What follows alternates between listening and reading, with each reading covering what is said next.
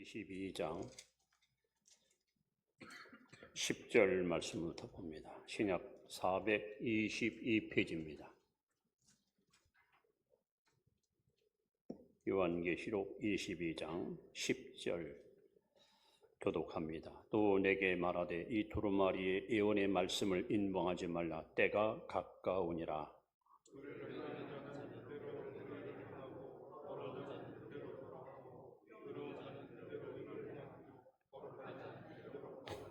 보라, 내가 속히 오리니 내가 줄 상이 내게 있어 각 사람에게 그가 행한 대로 갚아주리라.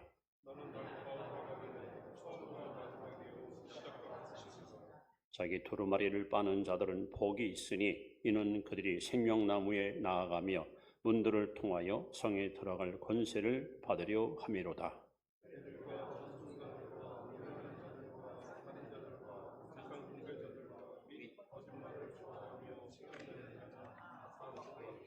나 예수는 교회들을 위하여 내 사자를 보내어 이것들을 너희에게 증언하게 하였노라. 나는 다윗의 뿌리요 자손이니 곧 광명한 새벽별이라 하시더라.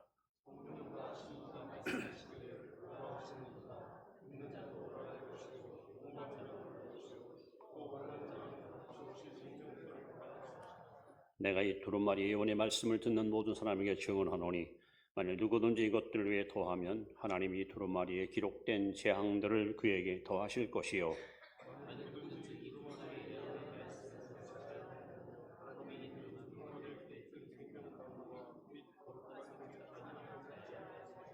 이것들을 증언하신 이가 이르시되 내가 진실로 속히 오리라 하시니 오늘 아멘. 주 예수여 오시옵소서. 아멘. 교회 소식을 알려드립니다. 이렇게 인사합니다. 한 해 동안 수고하셨고 감사했습니다. 오늘은 다시 오실 예수님이라는 재림 설교를 하려고 합니다. 제가 그림 하나를 여러분 앞에 보여드립니다. 49년 전에 제가 그린 그림인데 설명을 잘 들으시기 바랍니다. 이건 2500년 전 다니엘서에 나오는 이야기입니다. 2장에 당시 느부갓네살 왕이 다니엘이 살았던 때의 왕이 꿈을 꿨어요. 꿈. 근데 꿈을 꾸고서 너무 번뇌에 빠집니다. 이것 때문에 잠을 못 이루고 밥을 못 먹고 엄청난 어려움을 겪습니다. 그래서 바벨론에 있는 많은 학자들, 술객들을 불러놓고 꿈을 좀 한번 해몽해 봐라 하지만 아무도 아는 자가 없습니다. 그때 성령의 사람 다니엘이 이 꿈을 해몽을 합니다. 왕이요, 왕께서는 큰 신상을 보았습니다. 그래 맞다. 근데 머리는 금이고 여기 가슴은 은이고 또 허리는 구리고 여기 또 다리는 동이고 맞다. 왕이여 이것은 이렇습니다 하면서 다니엘이 이 꿈을 역사적으로 풀어줍니다. 근데 이 다니엘서 2장에 나오는 이 이야기가 여러분 역사의 모든 미래를 꿰뚫어보는 엄청난 뜻을 담고 있습니다.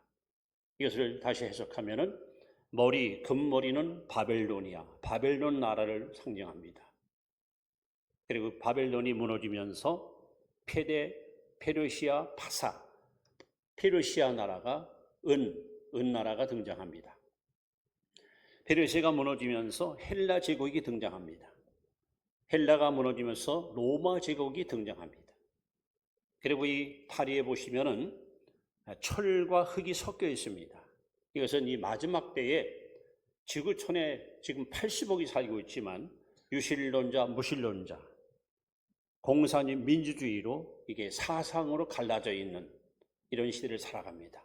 가장 중요한 것은 저 밑에 보면은 조그만 돌이 있습니다. 뜨인 돌로 써 있는데 이것은 예수님을 의미합니다. 그래서 이 우주, 지구, 세상 나라가 주님이 재림하면은 저 돌이 우상을 다 무너뜨립니다. 세상 나라가 다 무너지고 이 땅에 그리스도의 왕국이 이루어집니다. 여러분 성경은 그야말로 가장 확실한 역사적 진실을 담고 있는 진리의 말씀입니다. 그래서 오늘 송년 마지막 주일을 맞이하면서 이 재림의 설교를 좀 꼭 해야겠다. 그래서 오늘 다시 오실 예수님에 대해서 말씀을 드립니다. 예수님이 오셔야 됩니다. 그리고 오실 겁니다. 이미 예수님은 2000년 전에 이 땅에 오셔서 4가지를 이루셨습니다. 4가지 예언을 완성시켰습니다. 첫 번째는 여자의 몸으로 태어났습니다. 두 번째는 십자가에서 인류의 죄를 담당하시고 피 흘려 죽었습니다. 세 번째는 무덤을 깨트리고 살아나서 부활하셨습니다. 네 번째는 하늘로 승천하셨습니다. 4가지는 다 이미 완성되었습니다. 이제 마지막 하나 남았습니다. 바로 재림입니다.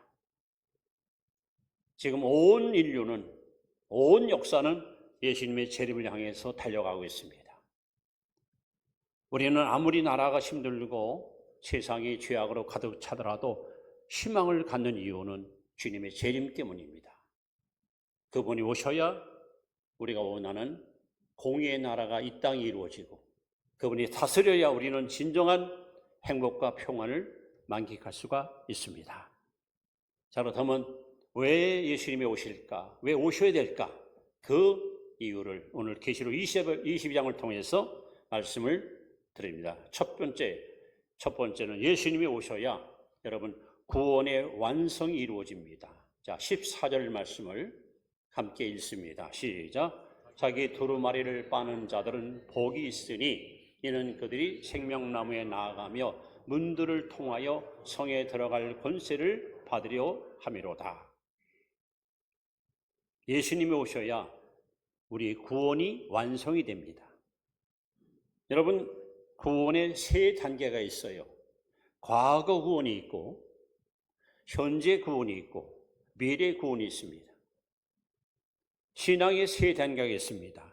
중생, 죄인이 회개하고 구원받는 것을 중생, 그 다음에 성화, 성결, 그리고 영화.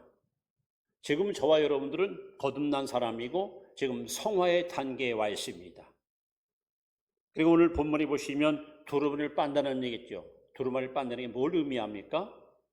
요한복음 13장에 예수님께서 제회 만찬 자리에서 대물을 떠다 놓고 제자들의 발을 씻겨요. 베드로가 깜짝 놀랍니다. 아니 주님, 어떻게 주님이 제 발을 씻기십니까? 그랬더니 예수님이 말씀합니다. 내가 너를 씻기지 않으면 나와 아무 상관이 없다. 베드로가 그러면 제 목욕도 씻겨주세요 그래요. 예수님께서 목욕한 자는 다시 먹을 필요가 없다. 발만 씻으면 된다. 목욕했다는 얘기는 죄 씻음 받았다는 겁니다. 그럼 죄 씻음 받고 중생한 사람은 발만 씻으면 돼요. 이것이 성화의 단계입니다. 지금 여러분과 저는 바로 이 성화의 단계를 가고 있습니다. 그러나 아무리 우리가 성령 충만하고 아무리 우리가 믿음이 좋아도 우리는 질그릇처럼 깨지기 쉽고 더러우기 쉬운 연약한 존재입니다. 우리는 유혹 앞에 끌려갈 수 있고 시험 앞에 무너질 수 있습니다. 그러니까 이 땅에는 하나님이 원하시는 온전한 사람은 아무도 없습니다. 우리가 볼 때 우리보다 훨씬 월등하게 영성이 뛰어날 뿐이지 온전한 사람은 결단코 없습니다. 그런데 예수님이 오시는 날 저와 여러분에게는 어떤 변화가 일어날까요? 요한일서 3장 2절 3절에 보시면 이렇게 말씀합니다. 사랑하는 자들아, 우리가 지금은 하나님의 자녀라. 장래에 어떻게 될지는 아직 나타나지 아니하였으니 그가 나타나시면, 예수님이 오시면 우리가 그와 같을 줄을 아는 것은 그의 참모습 그대로 볼 것이기 때문이니 주를 향하여 이 소망을 가진 자마다 그의 깨끗하심과 같이 자기를 깨끗하게 하느니라. 무슨 말씀입니까? 지금 우리는 미완성의 존재입니다. 그런데 예수님이 재림하는 날 놀랍게도 저와 여러분들이 예수님처럼 거룩하고 영광스럽고 화려하고 빛나고 아름다운 모습으로 변화받습니다. 이것이 바로 영화입니다. 그래서 예수님이 오셔야 여러분 성도의 구원이 완성이 되는 거예요. 그래서 우리를 완성시켜서 천국으로 이끌기 위해서 주님은 반드시 오실 것이고 또 오셔야 됩니다. 이것이 첫 번째 예수님 재림의 이유입니다. 두 번째는 12절 말씀을 보시면 예수님이 오셔야 여러분 성도가 하나님으로부터 상급을 받습니다. 한번 읽습니다. 보라 내가 속 키우리니 내가 줄 상이 내게 있어 각 사람에게 그가 행한 대로 갚아주리라. 여러분 구원은 순전히 은혜로 받아요. 에베소 2장 8절 말씀에 너희가 그 은혜를 인하여 믿음으로 말미암아 구원을 얻었나니 이것이 너희에게서 난 것이 아니요 하나님의 선물이라. 구원은 100% 하나님의 은혜로 받습니다. 그런데 하나님이 원하는 삶을 살려면 내가 너를 택한 이유가 이것 때문이야. 그래 너는 내 자녀지. 그래 너는 내 백성이지. 이렇게 살아야 돼. 그러려면 우리는 반드시 뭐가 필요합니까? 헌신이 필요합니다. 헌신.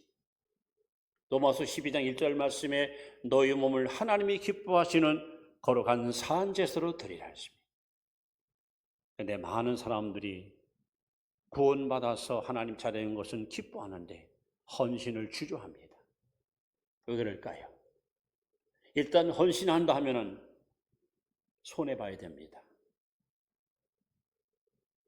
시간도 물질도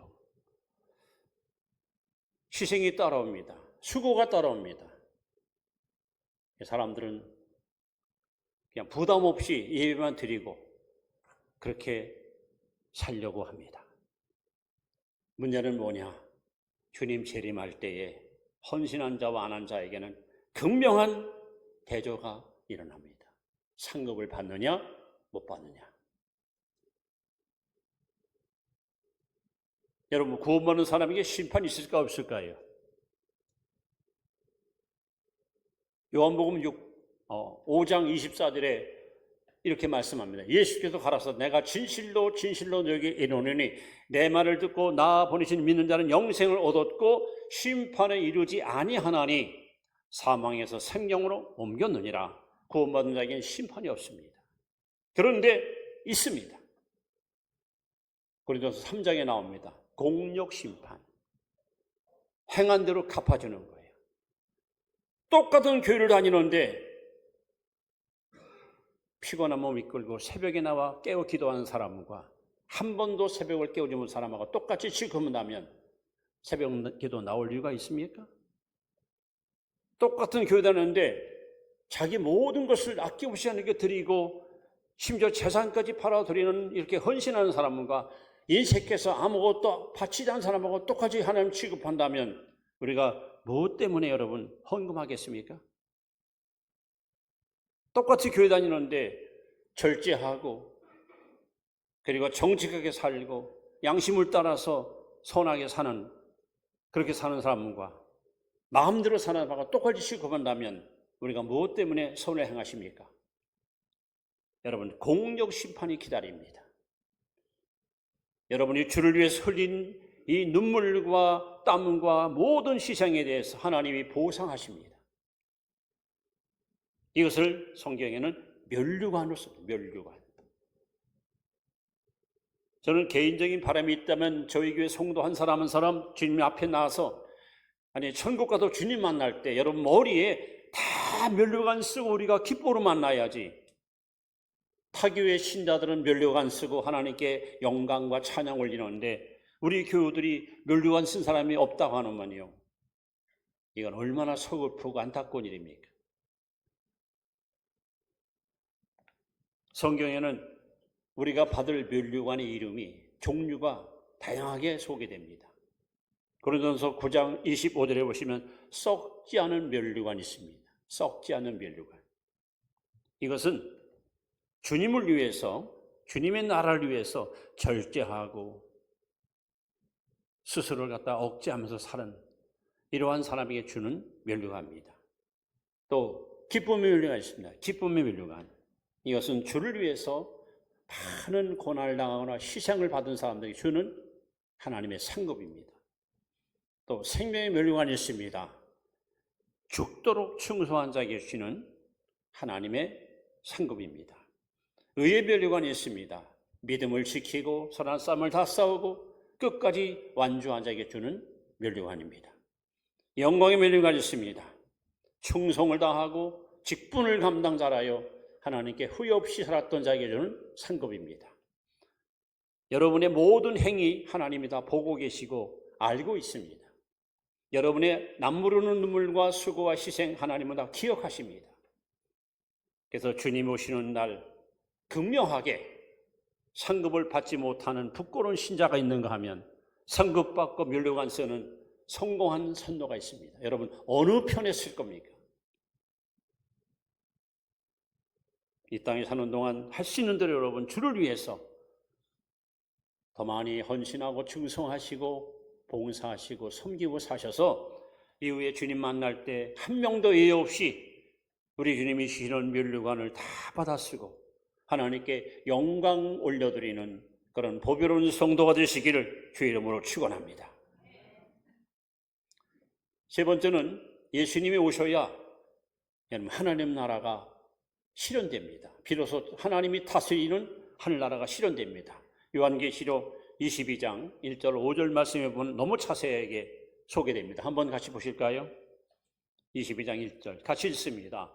또 그가 수정같이 맑은 생명수의 강을 내게 보이니 하나님과 및 어린 양의 보좌로부터 나와서 길 가운데로 흐르더라. 강 좌우에 생명나무가 있어 12가지 열매를 맺되 달마다 그 열매를 맺고 그 나무 잎사귀들은 만국을 치료하기 위해서 있더라. 다시 저주가 없으며 하나님과 그 어린 양의 보좌가 그 가운데 있으리니 그의 종들이 그를 섬기며 그의 얼굴을 볼터여 그의 이름도 그들의 이마에 있으리라. 다시 밤이 없겠고 등불과 햇빛 쓸데없으니 이는 주 하나님이 그들에게 비치심이라. 보십시오. 이것이 바로 예수님이 오셔서 앞으로 이루어질 하늘나라입니다. 그분이 오셔야 하늘나라가 완성됩니다. 여러분 지금은 아무리 훌륭하고 유능한 사람을 대통령을 세우고 총리를 세워도 우리가 원하는 공의로운 나라, 이런 나라는 절대 불가능합니다. 왜? 지금 마귀가 살아있어요. 사람들을 끊임없이 유혹하고 범죄하게 만듭니다. 여러분 마귀라는 뜻이 뭔지 아시죠? 디아스폴라, 사이사이를 갈라놓는다.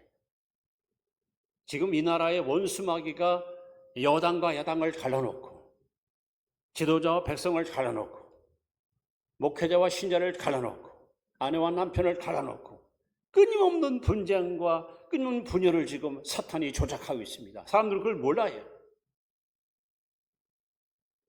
그러니까 아무리 훌륭한 사람을 세워놔도 우리가 원하는 공의로운 나라, 공정한 나라는 여러분 불가능합니다.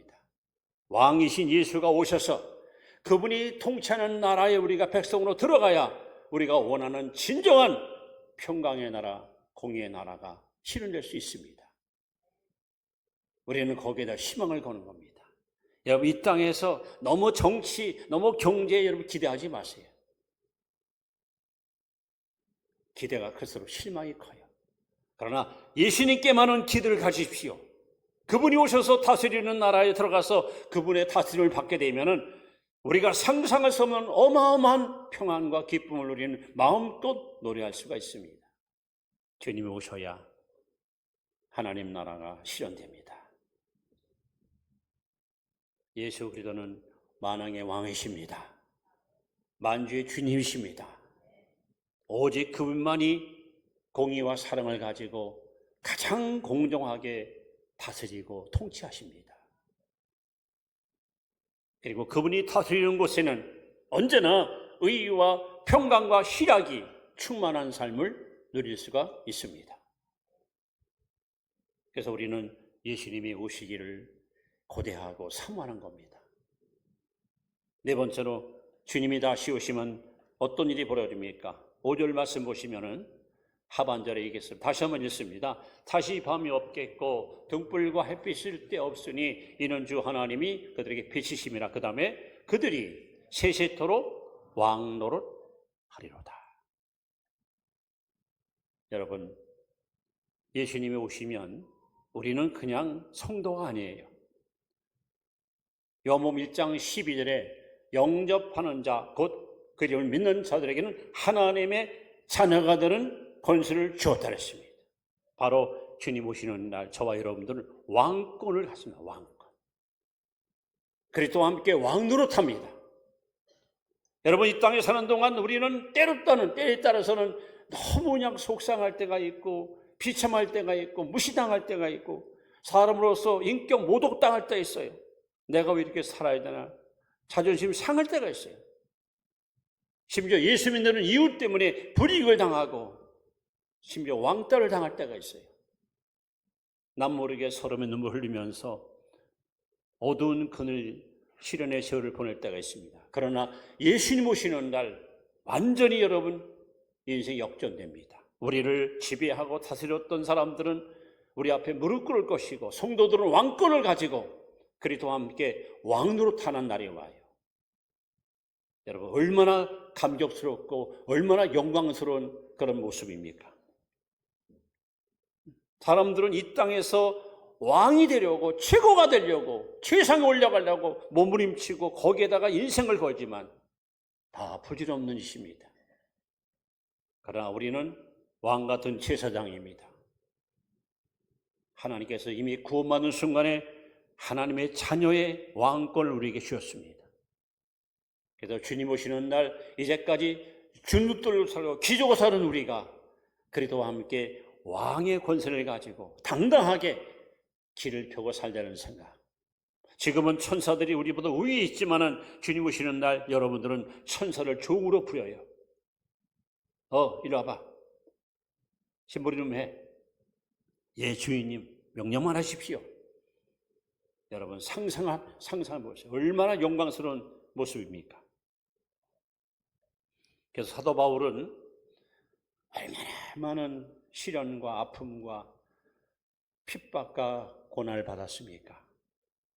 표나 쑤술 만큼 너무도 힘든 좁은 길을 걸어간 사람이 바울입니다. 그런데 바울은 그 가슴 속에 분명한 확신이 있었습니다. 로마서 8장 18절에 그는 이렇게 고백합니다. 현재 고난은 장차 우리에게 나타날 영광과 좋게 비교할 수 없도다. 즉 우리가 당하는 고난, 우리가 당하는 피해, 우리가 당하는 여러 가지 고통, 아픔, 슬픔, 이런 것들은 장차 우리가 받을 영광과 비교가 안 되는 거예요. 제가 말씀한 대로 주님이 오시는 날 우리의 구원이 완성됩니다. 성도들이 하나님께 가서 상급받습니다. 하나님의 나라가 여러분 실현됩니다. 그러니까 지금 우리가 받는 고난과 앞으로 이루어질 것을 비교해 볼 때 이거는 여러분 게임이 안 된다는 거예요.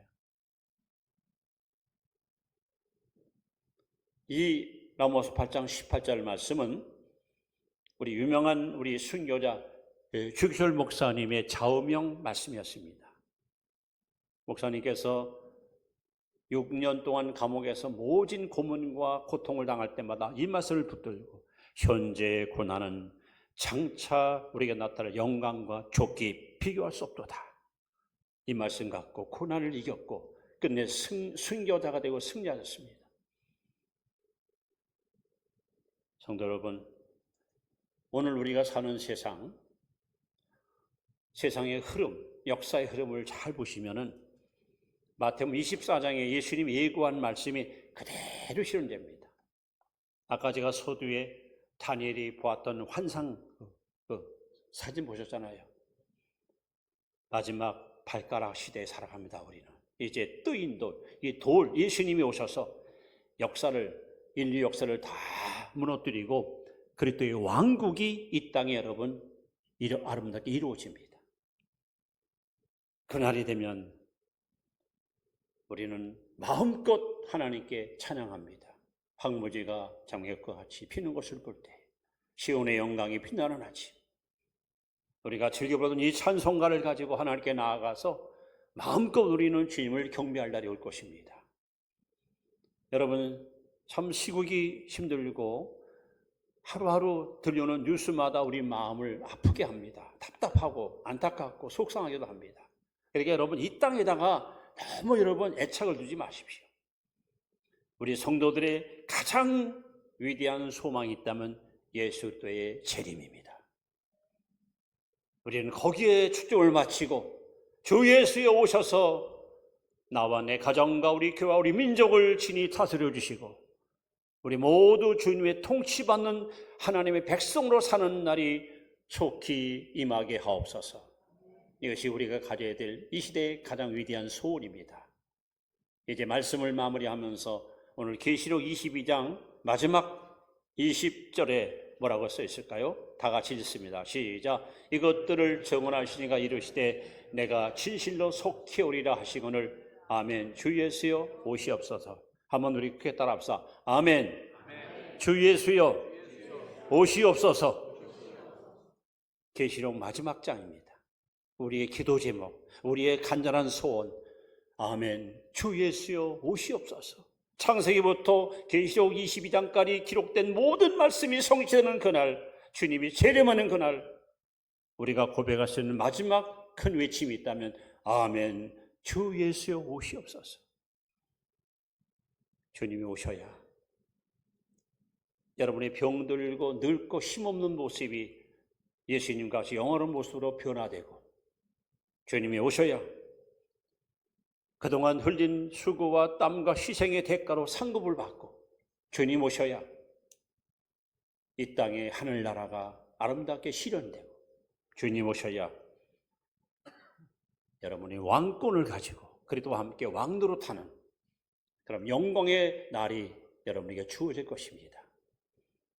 그러므로 우리는 오직 주님의 말씀, 구약 아모스 4장 12절에 하나님은 말씀합니다. 내 하나님 만나기를 예비하라. 우리 성도들의 삶은 종말론적 삶입니다. 여러분, 종말은 두 가지로 다가옵니다. 개인의 종말이 있고 우주적인 종말이 있습니다. 개인의 종말은 히브리 9장 27절에 한 번 죽는 것은 사람에게 정하는 것이요, 언젠가 우리는 죽음 앞에 반드시 무릎 꿇습니다. 개인의 종말이 옵니다. 그러나 더 놀라운 것은 우주적인 종말, 예수님의 재림이 오면 이 세상은 무너지고 세상 나들은 다 무너지고 주님이 통치하시는 영광의 나라가 반드시 임할 것입니다. 여러분 모두 다 재림의 주님을 항상 기대하면서, 초대교회 신자들은 하늘 이상만 굴만 떠도 주님이 저 구름 타고 오실까? 그렇게 주님을 사모했다는 거예요. 근데 우리는 이 땅에 너무 많은 것들을 좋아하고 살아갑니다. 이 땅에 펼쳐놓은 일이 너무 많습니다. 거기다 마음 뺏기다 보니까 주님에 대한 간절함도 기대감도 사모함도 자꾸 식어지고 있습니다. 안 됩니다, 여러분. 이제 정신을 차리고 우리가 소망하고 바라보고 기대할 분은 오직 재림의 주밖에 없다는 사실을 기억하시고 다시 한번 외치십시다. 아멘. 주 예수여 어서 오시옵소서. 시작. 기도합니다. 여자의